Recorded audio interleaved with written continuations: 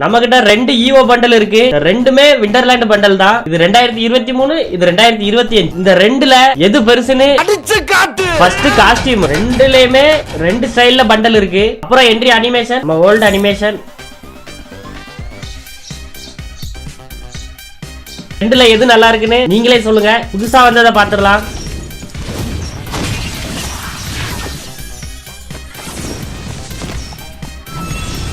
தலைவர் வந்து சாஞ்சிட்டு இருக்காரு. அப்புறம் அல்டிமேட் பண்டல்.